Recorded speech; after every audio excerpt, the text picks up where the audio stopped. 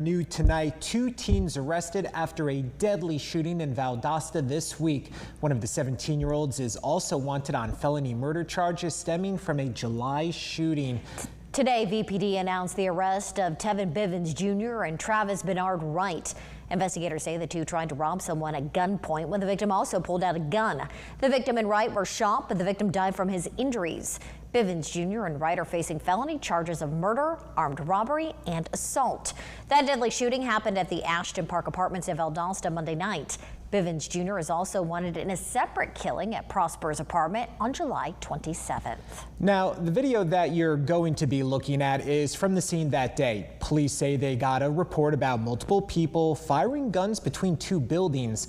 When officers arrived, they found Christopher Moore dead inside a vehicle.